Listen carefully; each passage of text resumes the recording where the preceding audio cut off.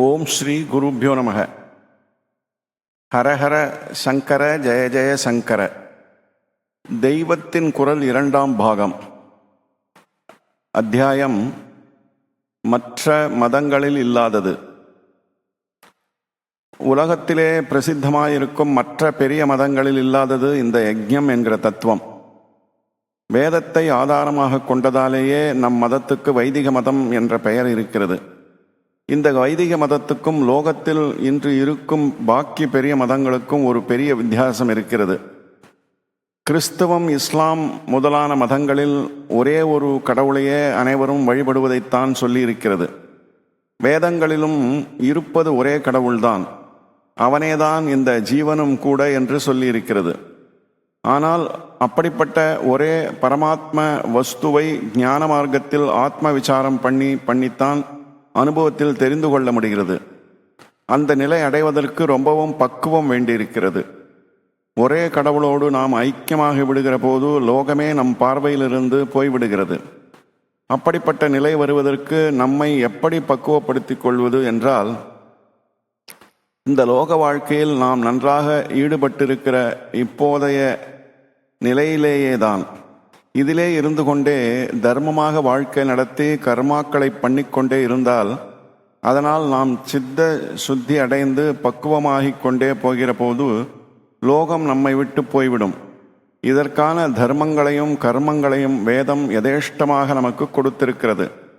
இவற்றிலே ரொம்ப முக்கியமான கர்மாதான் யஜ்ஞம் என்பது. யாகம் என்று பொதுவிலே சொல்கிறது இதுதான். வேள்வி என்று இதற்கு ரொம்பவும் பழைய தமிழ் பெயர் சொல் இருக்கிறது. ஒரே பரமாத்மாவுக்காக இல்லாமல் பல தேவதைகளுக்கு ஆகுதிகளை அர்ப்பணம் பண்ண வைப்பதே யஜ்ஞம். இந்த யஜ்ஞம் என்பதுதான் பாக்கி உலகப் பெரிய மதங்களில் இல்லாமல் நமக்கு மட்டும் இருப்பதாகும். கிறிஸ்துவம், இஸ்லாமில் உள்ள தெய்வ கொள்கையும் இல்லாதது பௌத்தம். அந்த பௌத்தத்திலும் யஜ்ஞம் இல்லை. யஜ்ஞத்திலே அநேக விதமான திரவியங்களை மந்திரபூர்வமாக அக்னியில் போடச் சொல்லி இருக்கிறது. இப்படி போடுவதற்கு ஹோமம் என்று பெயர். அக்னியில் போட்டாலும் அக்னிக்கே இந்த திரவியங்களை சமர்ப்பணம் பண்ணுவதாக அர்த்தமில்லை. அக்னியை உத்தேசித்த மந்திரங்களை சொல்லி அதில் போடுவது மட்டும்தான் அக்னியை சேருகிறது. ஆனால் மற்ற தேவதைகளான ருத்ரன், விஷ்ணு, இந்திரன், வருணன், மாதரிஸ்வன் அதாவது வாயு, சோமன் முதலானவர்களுக்கான ஆகுதிகளையும் அக்னியில்தான் போட வேண்டும். அக்னி இவற்றை தானே எடுத்துக்கொள்ளாமல் இவற்றின் சாரத்தை அந்தந்த தேவதைகளுக்கு அனுப்பி வைப்பான். பல அட்ரஸ்களுக்கு எழுதின கடிதங்களை ஒரே தபால் பெட்டியில் போடுகிற மாதிரி பல தேவதைகளுக்குமான ஹவிஸ்களை அக்னி ஒன்றிலேயே ஆகுதி பண்ண வேண்டும். மற்ற மதங்களுக்கும் வைதிக மதத்துக்கும் இருக்கிற பெரிய வித்தியாசம் ஒரே ஒரு கடவுள் என்று சொல்லி அவருக்கு மட்டும் வழிபாடு பண்ணுவது என்று இல்லாமல் பல தேவர்களுக்கு அக்னிமுகமாக ஆகுதி பண்ணுவதுதான். தேவர்கள் என்பவர்கள் பகவத் சிருஷ்டியில் உயர்ந்த சக்தி படைத்த ஒரு இனம். லோகத்தில் மனுஷர்களான நாம் ஒருத்தருக்கொருத்தர் சேவை செய்து கொண்டால் பகவான் பிரைத்தி அடைகிறார் என்று சொல்கிறோம் அல்லவா? பூஜை, சடங்கு ஆகியவற்றை விட்டுவிட்ட சீர்திருத்தக்காரர்கள் கூட மக்கள் சேவையே மகேசன் சேவை என்கிறார்கள் அல்லவா? இதே மாதிரி பரமாத்மாவின் படைப்பினத்தைச் சேர்ந்த தேவர்களுக்கு நாம் யஜ்ஞத்தின் மூலம் சேவை பண்ணினாலும் அவர் அனுகிரகம் பண்ணிவிடுகிறார். ஒரே கடவுள்தான், ஒரே சத்வசுதான் அத்தனை தேவதைகளாகவும் ஆகியிருக்கிறது என்று வேதத்தில் அழுத்தந்திருத்தமாக சொல்லி இருக்கிறது. ஒவ்வொரு தேவதையை பற்றி சொல்லும் போதும் அதுவே பரமாத்மா என்று ஸ்லாகித்து சொல்லியிருப்பதாலும் வேதம் ஒரே கடவுட்கொள்கை உடையதுதான் என்று தீர்மானமாகிறது. பல தேவதைகளை சொல்லி இருப்பதால் வேதம் பல கடவுள்கள் இருப்பதாக சொல்லியிருக்கிறது. பாலிதீசம் சொல்கிறது என்று நினைப்பது பிசகு. ஒரே கடவுள் பல தேவதைகளாக இருப்பதைத்தான் அது சொல்கிறது. பிரபஞ்ச வியாபாரத்தை நடத்துவதற்காக ஒரே பரமாத்மா தான் தன்னுடைய சக்திகளை கொண்டே இந்த தேவதைகள் என்ற அதிகாரிகளை உண்டாக்கி இருக்கிறார்.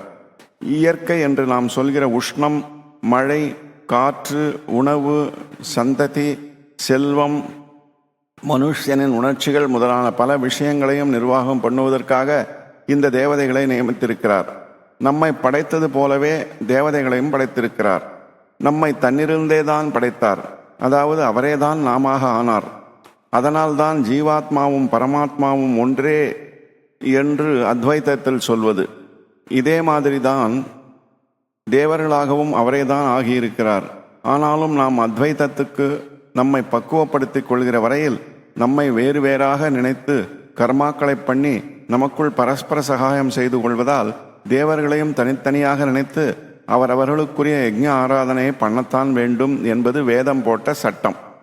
லோக வாழ்க்கை நமக்கும் சகல ஜீவகுலத்துக்கும் அனுகூலமாக இருக்க வேண்டுமானால் பிரபஞ்ச சக்திகளை பரமாத்மாவின் உத்தரவின்படி நிர்வாகம் பண்ணி வரும் தேவதைகளின் அனுக்கிரகம் நமக்கு இருக்க வேண்டும் என்று சொல்லி அவர்களின் அனுக்கிரகத்தை பெற்றுத்தரவே அவர்களுக்கு பிரீத்தியாக யஜ்ஞங்களை பண்ண வேண்டும் என்று வேதம் சொல்கிறது. ஞானம் வந்த பின் இந்த தேவர்கள் வேண்டாம், நேராக பரமாத்மாவை உபாசிக்கலாம். ஆனால் துவைத்த பிரபஞ்சத்திலிருந்து கொண்டே இதிலிருந்து விடுபடுவதற்கான முயற்சிகளை நாம் செய்கிற காலத்தில் வேறு வேறாக தேவதைகளையும் உபாசிக்கத்தான் வேண்டும் என்று வைத்திருக்கிறது.